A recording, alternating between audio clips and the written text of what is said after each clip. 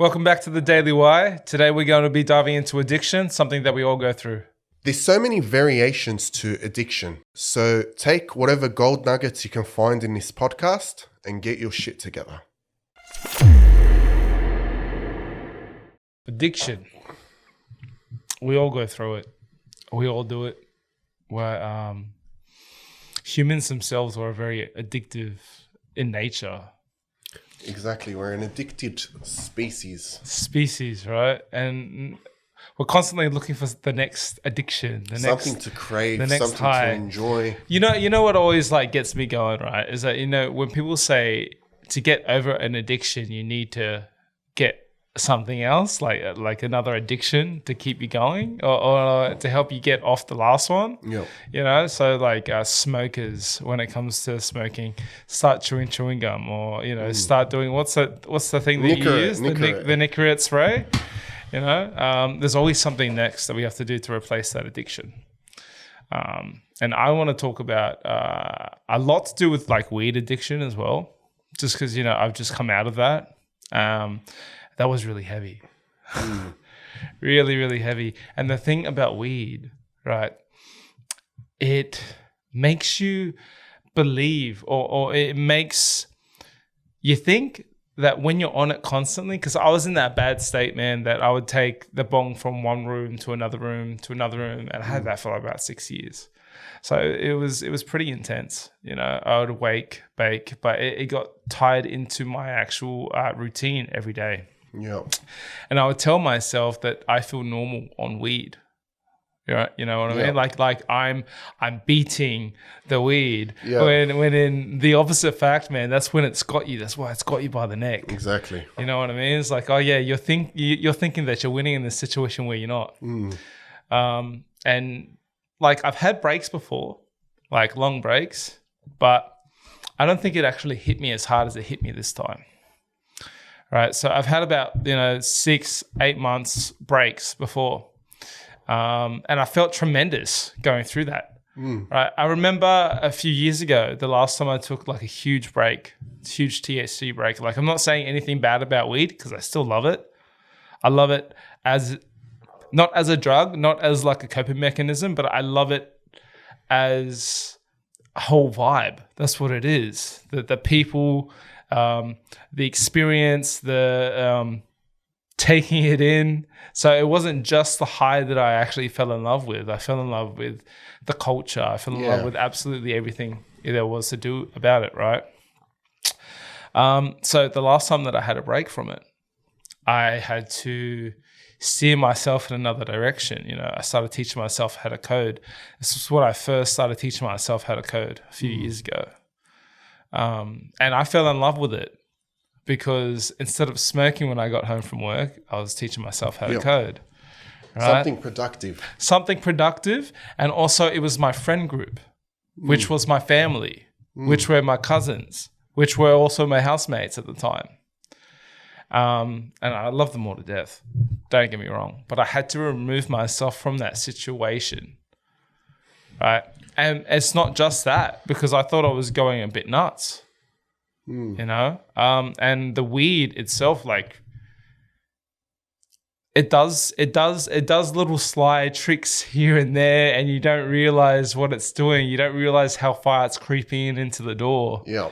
You still think that you're in control, which is the lie in itself that you tell yourself this. So very recently, so I would say within the last year and a half, I came down to the fact, well, okay, I'm not ever going to stop smoking weed. So why not do something productive and, create a business out of this, a legal business. So I started my bong company, right? I started selling them online. I created myself a website, and before I did the website, I actually went back to uni while I was working.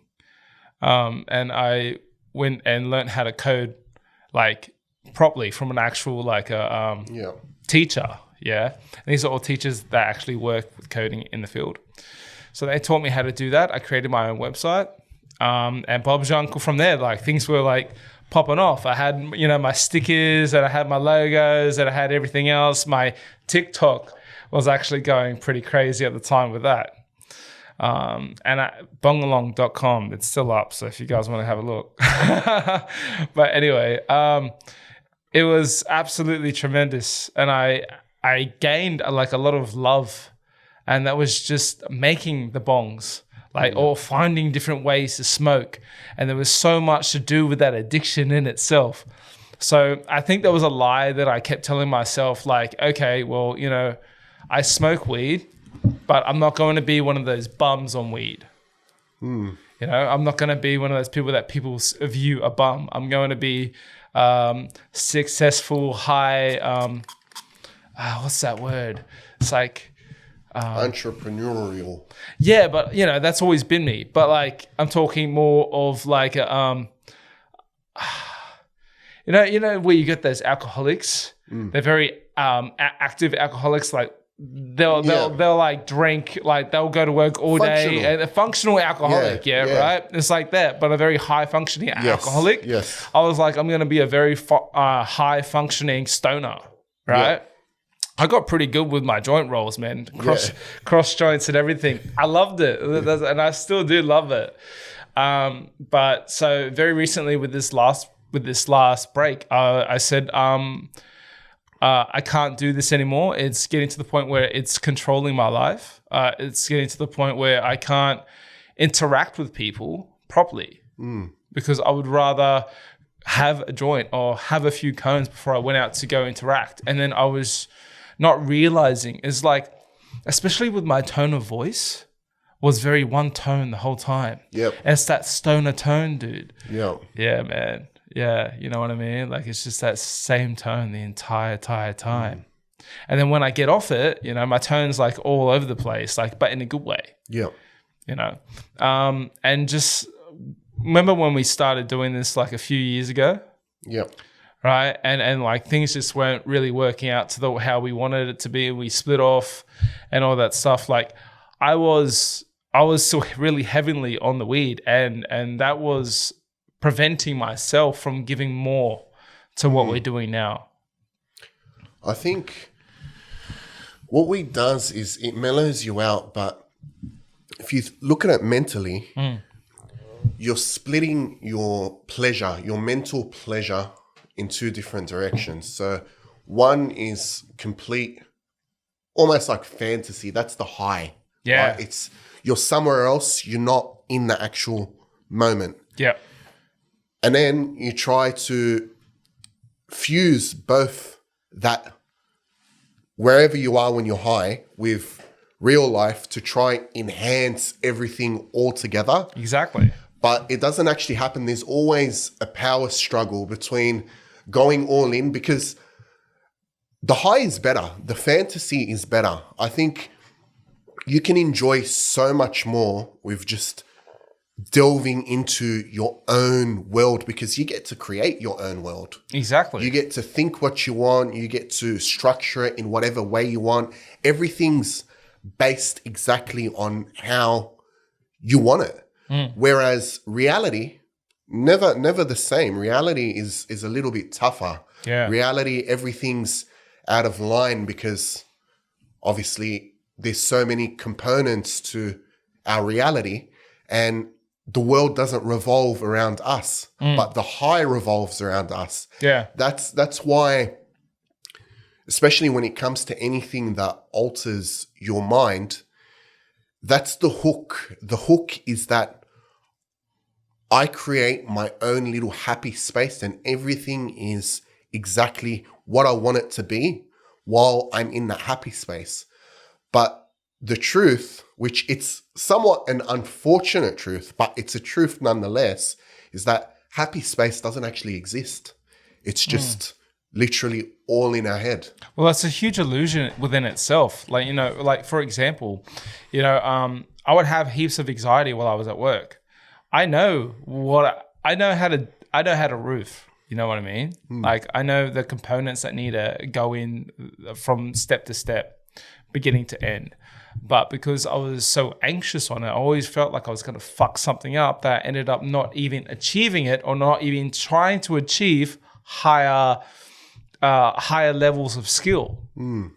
Right? And then I got off the weed, and it's like all those fears had alleviated. I was roofing like a fucking demon. Yep. You know what I mean? Like I was laying down deck faster than I could speak, before.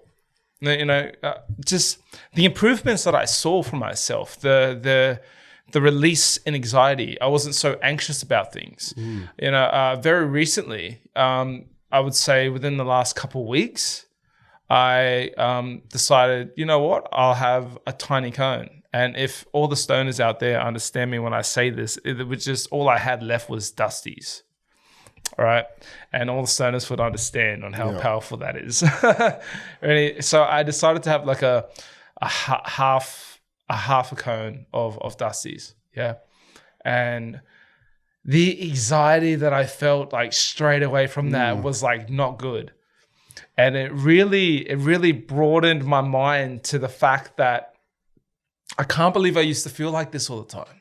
I can't believe I used to feel like this was normal. The illusion it gives to yourself is that, like, I've heard this from other stoners, they say, I feel normal when I'm on it. When I'm not on it, I don't feel normal.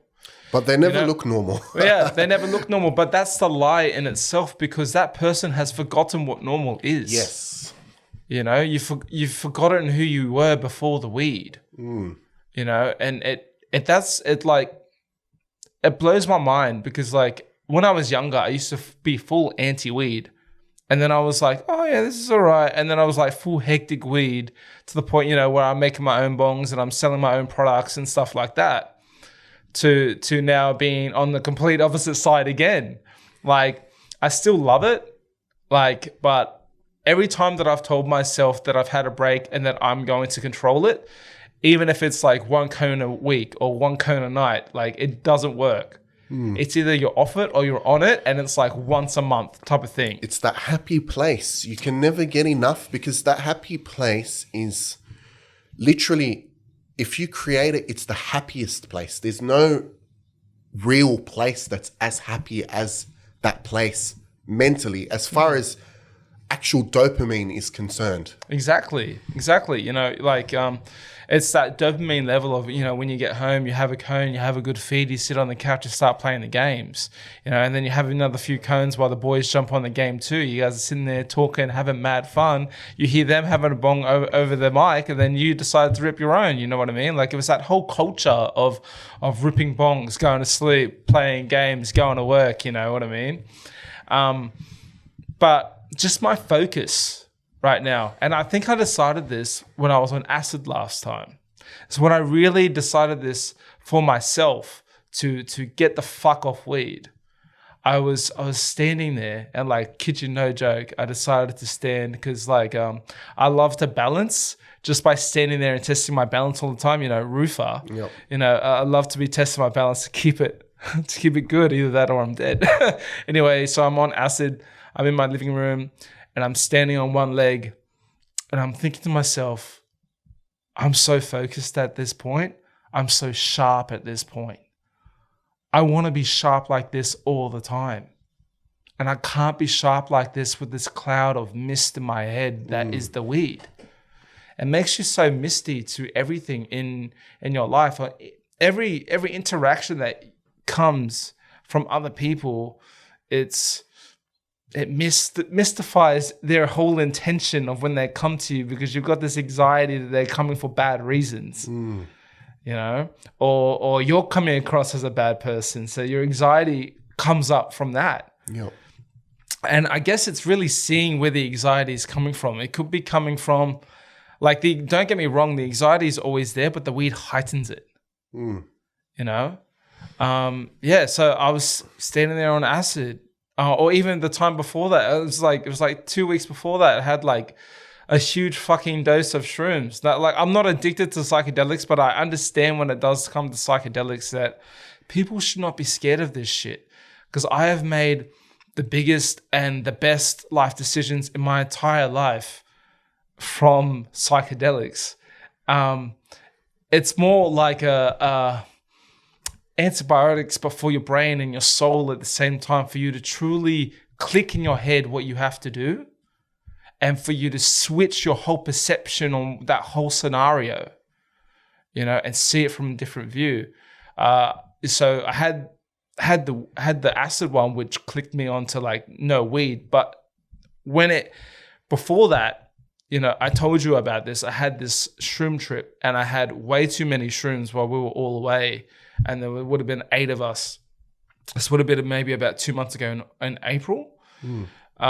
So not more than 2 months, but it was April. Anyway, so I've taken about 7 grams of shrooms.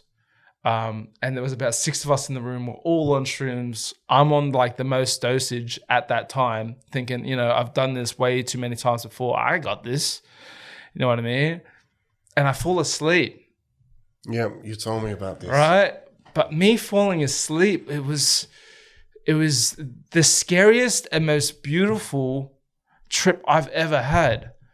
I felt like, no, not felt. I believed inside me that I was overdosing, that I was dying. And that was severely fucked up because, dude, my whole body went limp.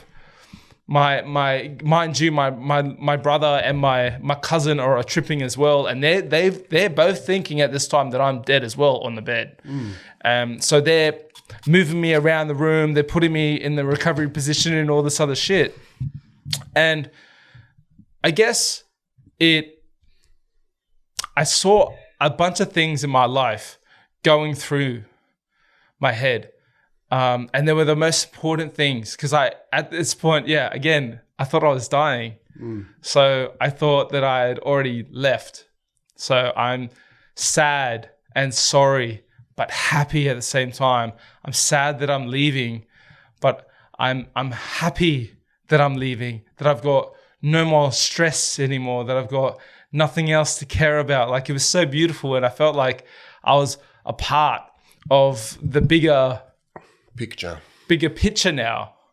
I was a part of the bigger energy now. You know what I mean? So I was seeing different parts of my life that now coming back to it was parts in areas of my life that I had to improve on extremely. There was parts that came up, like my job came up, and that was something that I had to leave. You know, there was members of my family, my partner that came up that I'm like, now I need to improve on, and I have done so. And then there was the addiction in itself, and that was a hard hitter for me. And that was the addiction when it came to weed, not being as sharp as I should be. You know, not being there for myself, not waking up for myself, not waking up for myself out of the illusion of weed. You know, that all came through. And then I was like, I was coming back to life, you know, out of this trip, this mushroom trip. And I heard my brother say, you know, as I'm coming back, I heard my brother say, should we tell someone? Like, they legit thought I was dead. Like, they're not in the right mindset they're not sober. Yeah, I know. You know what I mean? So, yeah, I heard like later on, they were dragging me around the room. I was completely limp. They seriously thought they couldn't feel a pulse or anything else like that. And like, you can't overdose on psychedelics in general. It's something that can't be done. But you can have a severe unless you trip. overdose and you get trapped on the other side forever. No, that's not true. You know, a lot of people talk about that shit, and that's I hate the way that people talk about that because it scares so many people from getting into this. Psychedelics are there to help you, right? And they show you. They don't put a Band-Aid on shit. They show you intensely what the fuck you need to work on in your life. All your problems come up. But you're in that mindset, right? Where it's been able to change. Like, they've done scientific tests and studies and shit where new pathways and new things are being born while you're on it, you know, because you're thinking about the world completely differently from a new lens. It's like seeing life from like a child's lens again, seeing how beautiful everything really is and like seeing all the adult struggles that we all go through on a daily basis and seeing how bullshit they are. You know, and they're not giving a fuck anymore, because that's true. We shouldn't be giving a fuck about the tedious things that aren't going to matter in 5 years from now, you know? And then just, dude, like, I need to get you on it. Like, I sound like an addict when it comes to psychedelics itself too, but I'm not. It's not a. I have no doubt that you can definitely have good experiences on substances. Okay. I'm like, you know, I've tried shit. I haven't tried psychedelics, but I've tried enough to know that substances can enhance your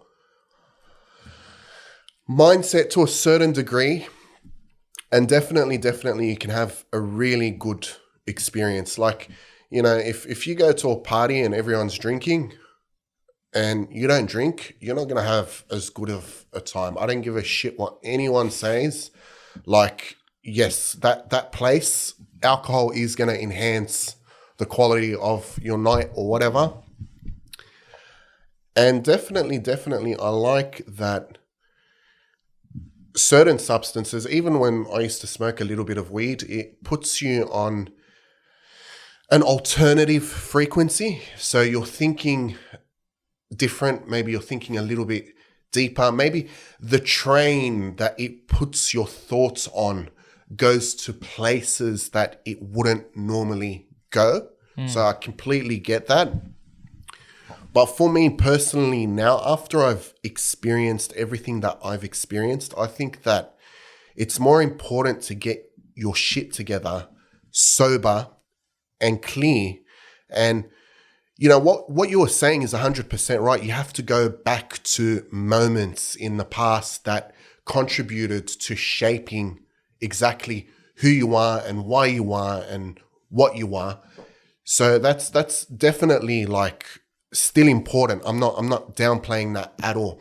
But I think if you go down that rabbit hole sober, the effects will be and the way that it'll remold you will be a lot longer lasting than if it was with a substance. Does that make sense?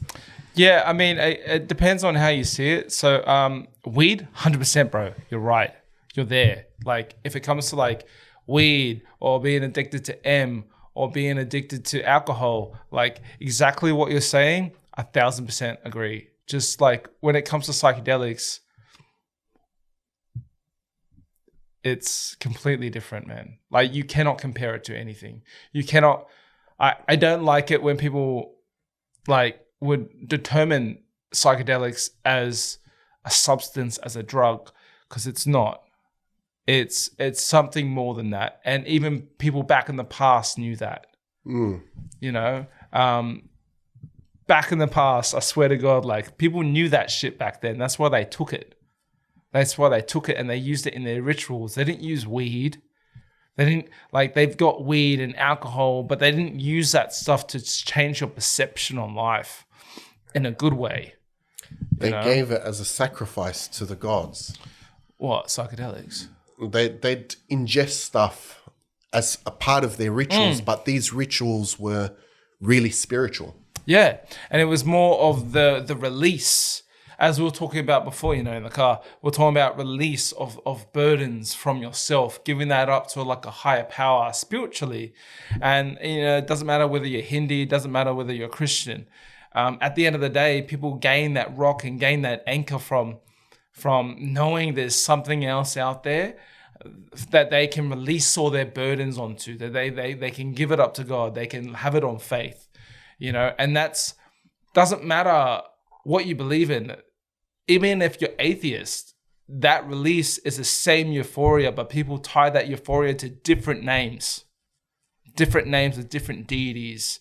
People call it the energy of the universe, so on and so forth. Whatever it is, your own personal spirit guide. I think these days it's your personal God or your personal intuition or your personal, but it's something higher. It's something higher than yourself. You know, people believing in something higher than themselves help people, especially when it comes out of people use that. People like drug addicts go to church, and you know they use that. They use that same thing, but for different reasons. So, for example, they used to use their addiction to cover up most of their trauma or coping mechanism, and then they go to church, and then they end up using that addiction not for drugs, but they use that for God. But they've gained that extra addiction for something else. You know what I mean? To alleviate their pain in another way. But when it does come to spirituality, I feel like that's going to be a lot longer lasting. No matter what you believe in, it's going to be a lot longer lasting than physical substances that we use today, right? But I feel like, you know, again, I'm just going to tie it up with the psychedelics here. That is like another view to like a new, I wouldn't necessarily call it dimension, but I think it's a closer step to God. You know, you see the pineal gland itself, right, is very active when it comes to psychedelics. You know, DMT is produced in the pineal gland. You know, you go all the way back through history, even on like hieroglyphs, right? And they're standing there with that acorn looking thing. That's the pineal gland. You know, you go back to the Sumerian age, and you've got Anunnaki gods like holding the pineal gland and like handing it to the people. You know, that is like another step, like another eye opener to like the spiritual realm, I believe, and what is higher than ourselves. And maybe when we do die, and when people say that they see their entire life flash before their eyes, it's because the pineal gland releases a little bit of DMT as you're dying, which I actually think is a fact. I think that's a study that people have done, that it does release a little bit of DMT, and that's where that whole spiritual thing that people get out of it when they're on their deathbed. So I think the DMT is, because DMT, it's a naturally occurring chemical in the brain. Yeah, and in plants throughout the entire world, yeah.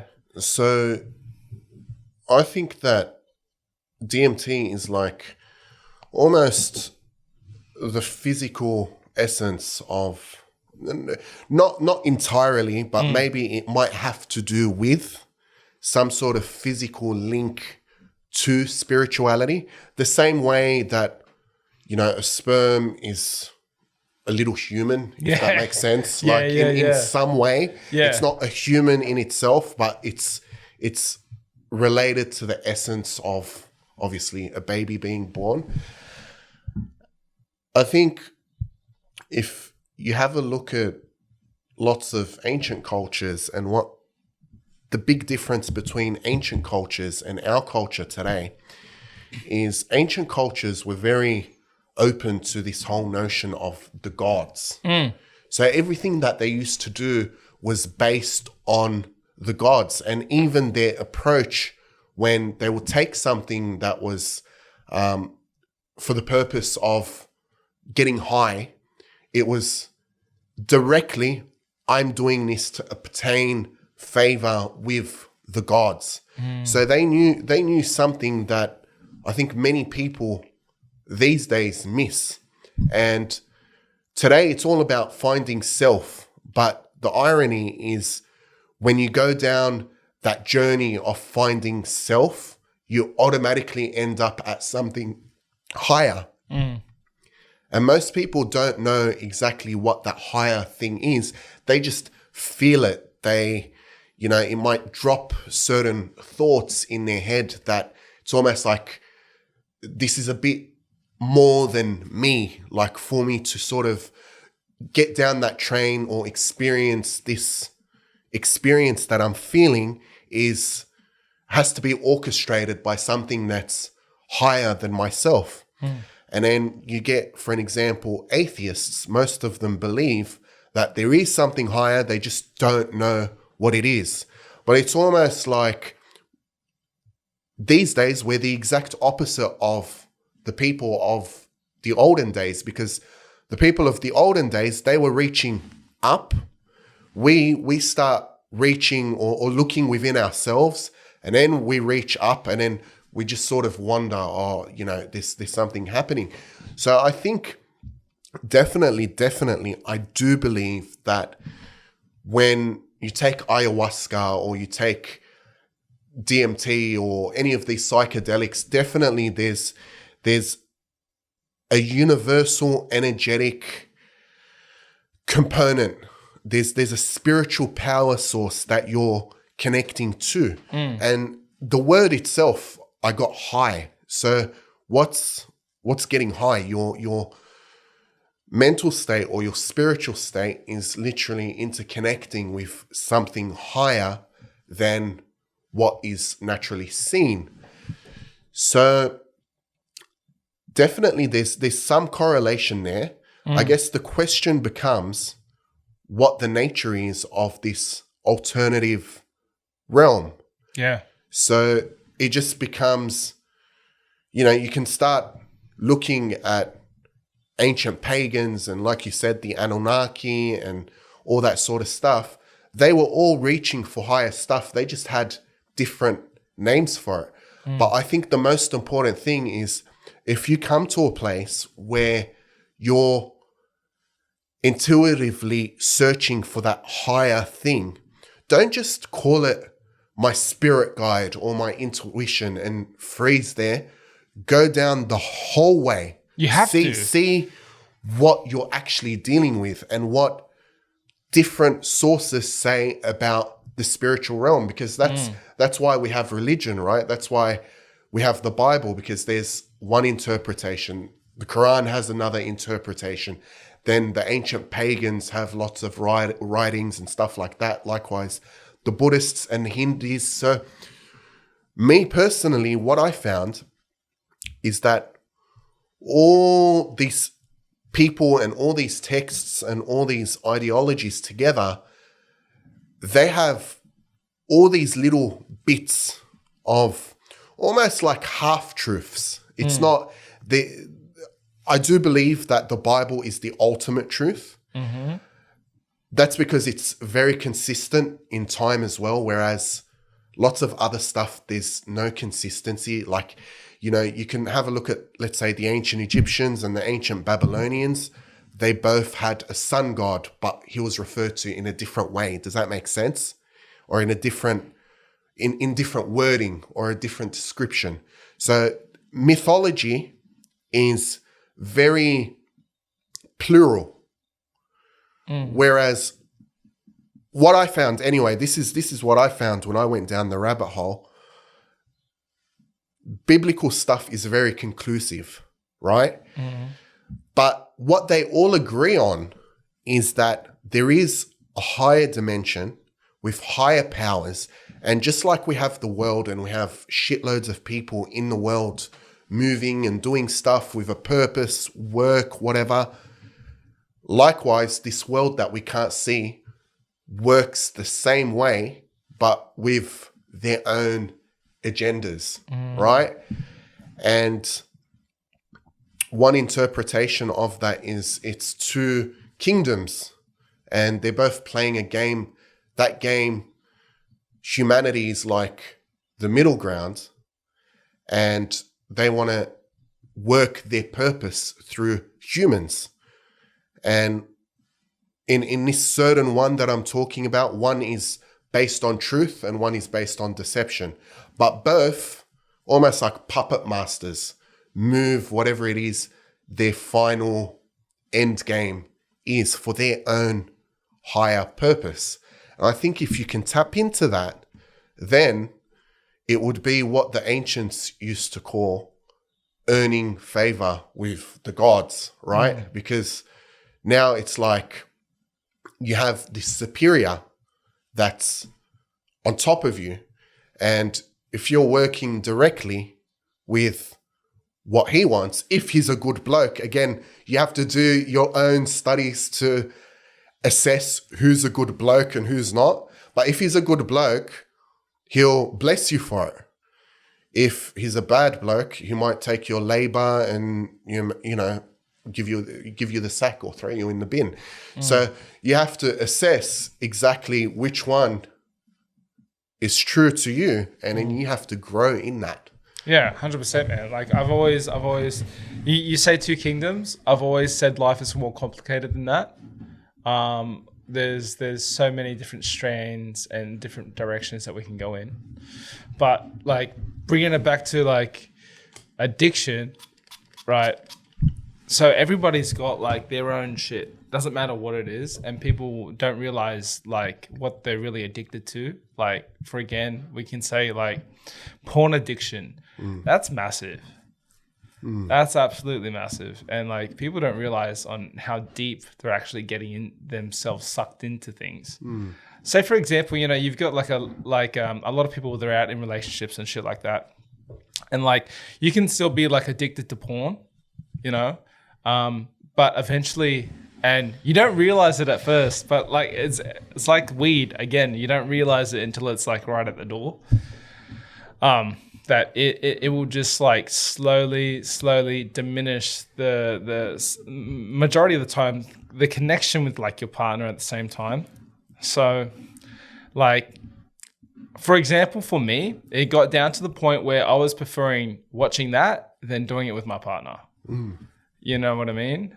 And that was something that I had to break out of. And that's something that's still an everyday fucking struggle. Like, not to go down that hole, literally. You know what I mean? But yeah, man, have you had anything to do with that or? Definitely. So I think that with all addictions, it's what your happy place. So I think that there's the level of it that's addiction, but that's only an enhancer. Like drugs, they're an enhancer. Yeah. They make what's already happening, like alcohol, for an example. You're out, you're having fun, you're going to have more fun if you drink. I think it's the same thing with most addictions. I'm not going to say all because I haven't really thought of it that deep. But I think whatever your mental mindset is and whatever you're prone to, it gives you some sort of self-worth or happiness, then your addictions form. So if you're someone who's always in fantasy land, you're more likely to get into a drug addiction. If you're someone who's, you know, they love sexual stuff, you're more likely to get into porn or whatever. If you're someone who, you know, there's so many different examples and there's so many different addictions, like golf can be an addiction, right? Yeah, I mean, so if anything can be an addiction. If you're someone that your whole week, you just want that time off to go do your hobby and relax and unwind, and golf is your unwinding thing, then because your mind's already set in that way, golf becomes an addiction. Yeah. Right? Obviously, there's chemical addictions and there's other sorts of addictions. But the point is, I think everything has to have a balance. And for that balance to eventuate, you have to come to a place where you're comfortable with reality.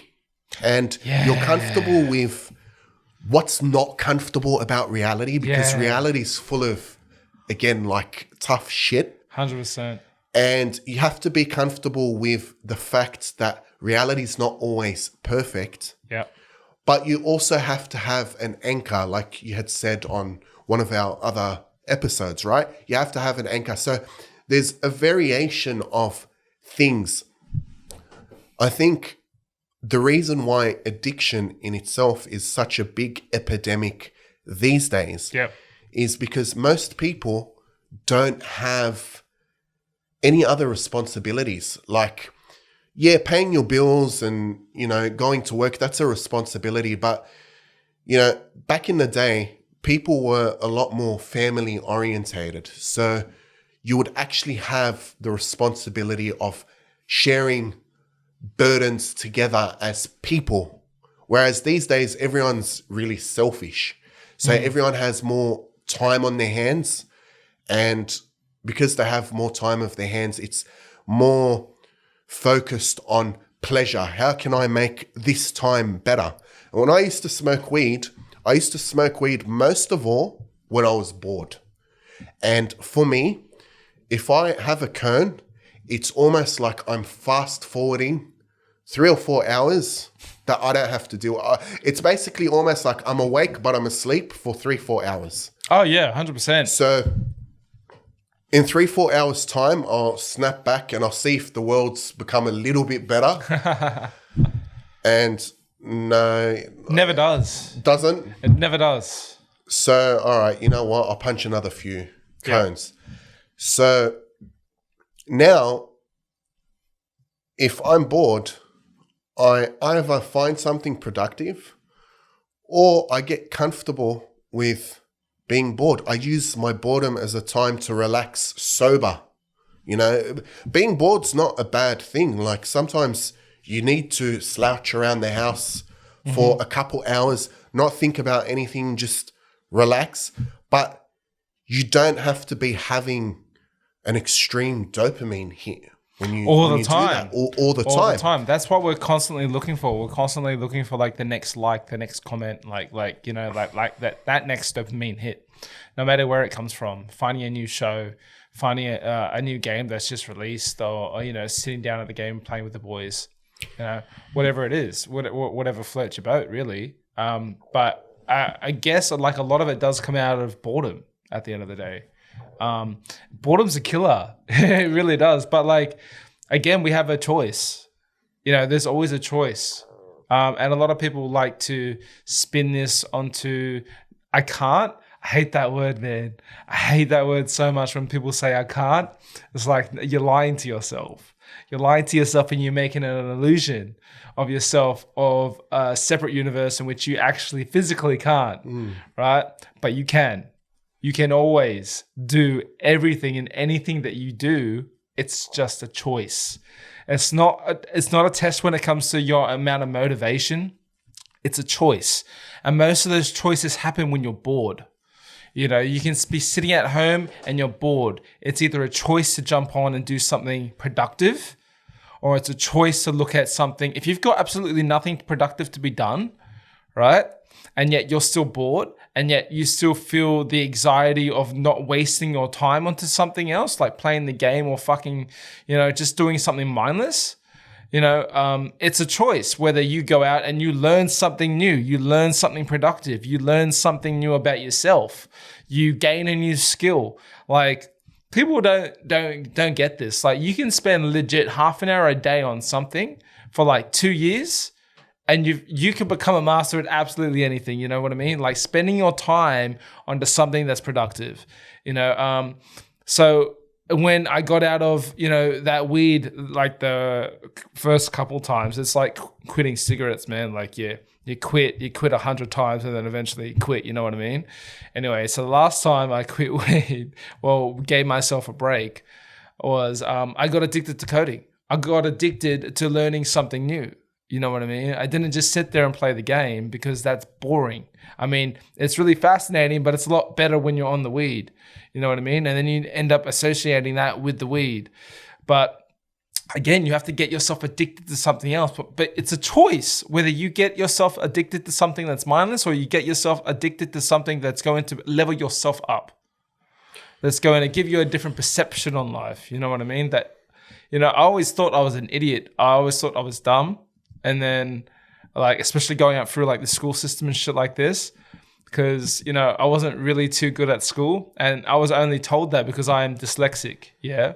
So I was always told that it was I was never actually fully explained. There's always this that one school. Shit teacher. Oh yeah, no, but it wasn't the teacher. It was the whole system within itself, and they're still doing it to kids that are dyslexic today, which blows my mind. You know, what is it, like 40% of all self-made millionaires are dyslexic? People don't realize this shit. Like Albert Einstein was dyslexic.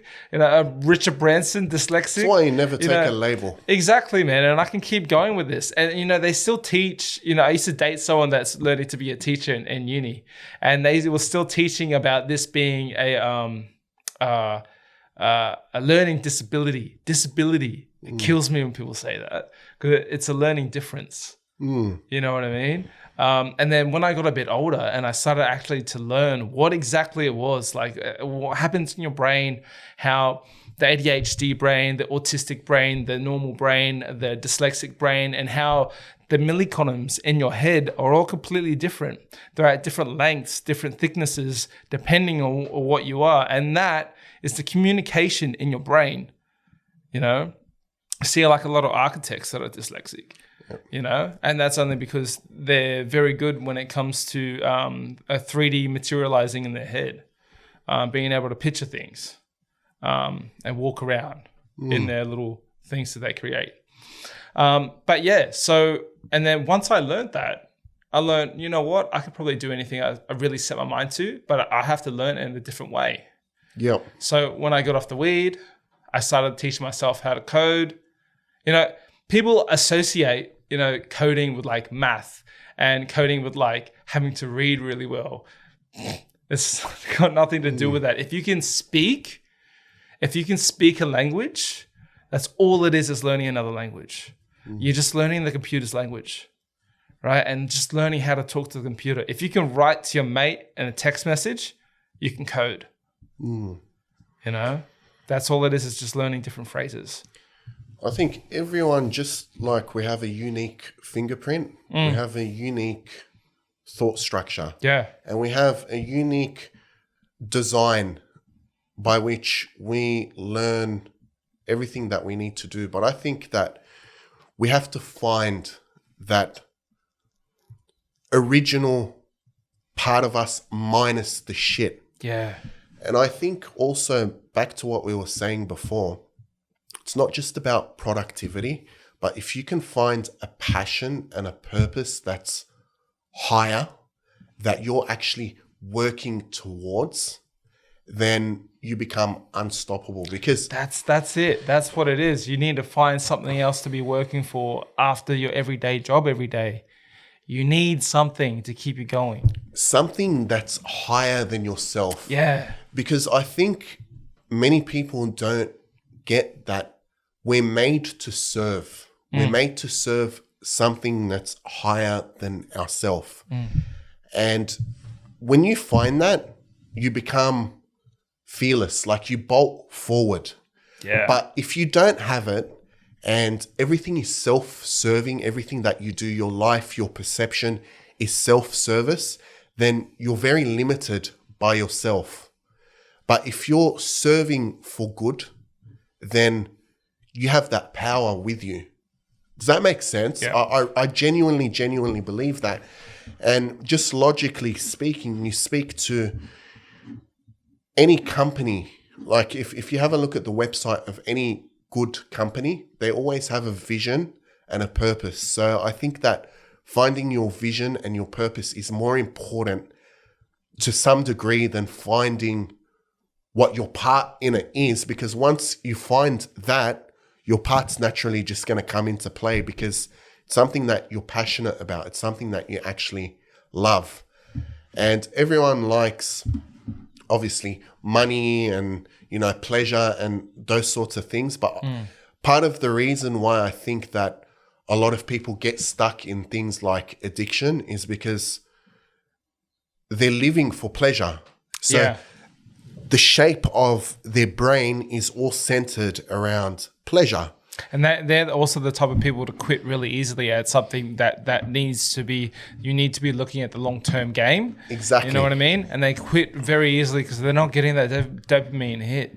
So you need to come out of that dopamine hit and start thinking of higher passion, higher purpose. And ironically, look, I'm not going to say that working hard towards a higher purpose is going to make you feel like you're on cocaine 24/7. Yeah. But there's definitely dopamine involved and enjoyment involved, but it's a different type of enjoyment. It's the enjoyment of, I dug up a hole, I put the seed in, I watched the tree grow, the tree feeds a lot of people are happy with that tree. Yep. And in the end, by the time however many years it takes to grow that tree, you become stronger and more self-fulfilled with a constant medium of dopamine coming from what you've done, not just one really quick 30-minute or 40-minute high. And then, you need another whatever.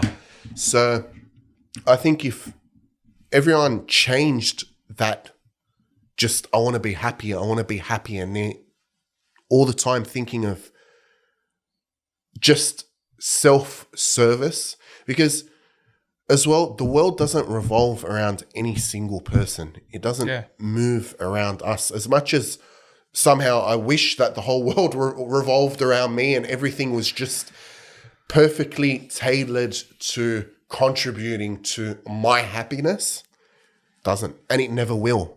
And if it ever did, it would probably be like an absolute disaster. So it would be you personally as a person would be an absolute disaster. Exactly.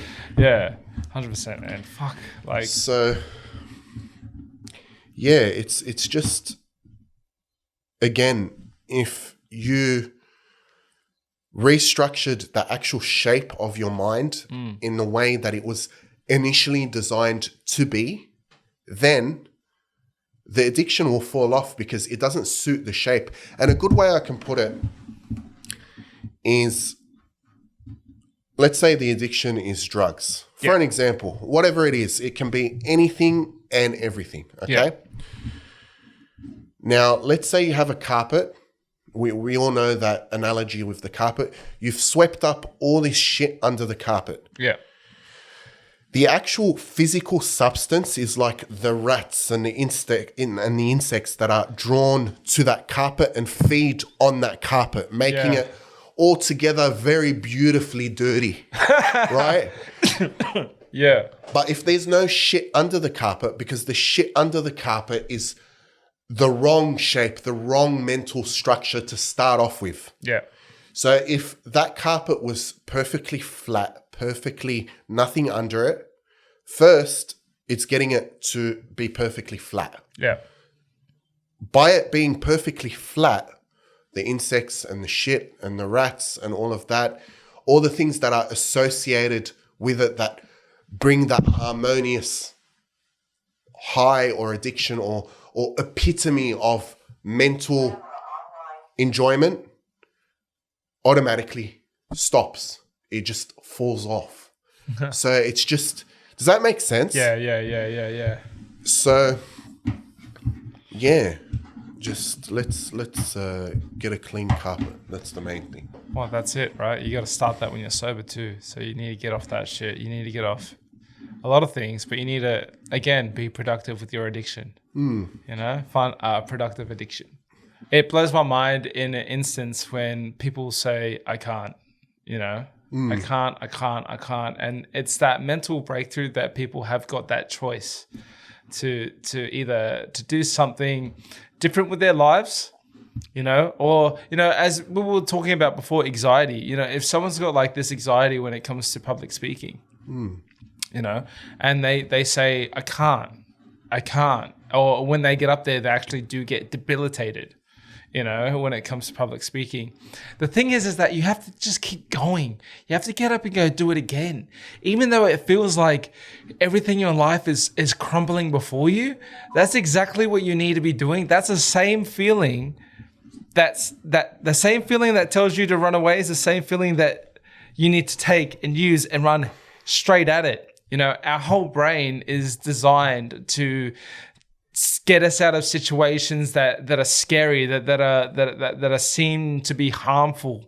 So that anxiety feeling that people get in their lives, if they're anxious about heights, you know, I used to be like petrified of heights, and then I had a couple falls while I was on the roof. I'm not afraid of heights anymore. You know, I went and did skydiving and all that other stuff afterwards. It's something that you get over, and it's just something that you have to learn to take charge of in your life. You have to learn to take charge of everything that gives you anxiety in life.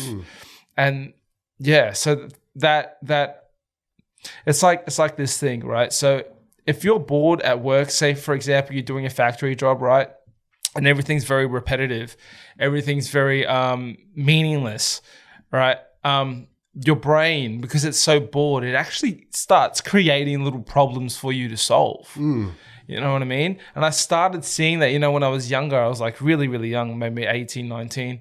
And my brain would get that bored that I would start creating problems with my friendships and my relationships, and like when it came to colleagues and everything else like this around me, making them up out of thin air, bro. Like they weren't even there. They weren't there to begin with. Illusions that I would create myself so I could fix them, or I could think about a problem the entire time while I'm working. And at that same time, it's just making me pissed off for no reason. It's the overthinking. You know what I mean? And it's the boredom. It's this boredom that keeps us coming in and out of either creating problems for ourselves, our own curveballs that we create for ourselves in life. People call that self-destruction and stuff like that. And it blows my mind that as a species, we keep so drawn to the negative. We keep shooting ourselves in the foot because we're bored. You know what? I think there's two types of people. There's one that, like you're saying, they found whatever it is they have to aim and shoot at. Yeah. And they sort of go forward, and then it sort of builds its own momentum. But there's a type of person that, because they've had such a negative already mind structure throughout time, it's almost like they're already carrying a bag of shit with them. Yeah. And every time they try to take off, the bag's too weighing heavy. them down. So for the person with that bag of shit, I think that they need a time to themselves to really go in deep and empty all that shit brick by brick. Yeah. So even if they need to go back into the past and identify wrong thought patterns and where those thought patterns originated in their actual life. Yeah. There's so many things you can look at: your experiences, your upbringing, your parents, your friends, all that sort of stuff, and unpack little bit by little bit. I reckon at the end, you're going to find that there's just nothing at all. It was all just a compiled, repetitive illusion, because by believing that illusion when it was small, you kept on attracting those rats that we were talking about. And those rats kept on revalidating your little negative sense of being. So there's that person. And then there's the other person that, their bag's already quite light or not too heavy that they can run with. And then when they run, whatever's in there naturally falls off because they can run. Does that make sense? Yeah. So it's just about finding where you're at and going down a little bit of a rabbit hole of self-reflection. And really, when I did this for myself, I found so much shit, but all that shit was nothing at all. Yeah. Like, it's just, it's so weird. It's something you have to experience, but everything that you are is nothing. Like at the end, when you've dug out both the good and the bad, like, even if you have a big bag of shit, you might have a big bag of things that you perceive that are good about yourself. But when you put two and two together, both positive energy and negative energy, you find that everything's just nothing. It's just echoes in the sands of time that are dead and are never coming back. Yeah. Which is quite good, because then subconsciously you're completely focused on what's ahead, and you've completely forgotten about everything that has been, that's disappeared and is never really coming back and has no relevance in anything at all. And it's just nothing. Empty black hole. Nothingness. With nothingness. And then, you choose what you want to fill it, what you want to feel fresh, but this time consciously and in the right way. Yeah. after. That's it. Just got to fill it with something different. That's right. Yeah. Thank you guys for listening to today's podcast. If you have any thoughts, any experiences, anything that you can add that we can talk about next podcast, please let us know. We would love to hear your fellas' thoughts on addiction in the comment section below. Please remember to like, share, and subscribe, and hit that bell for the notification.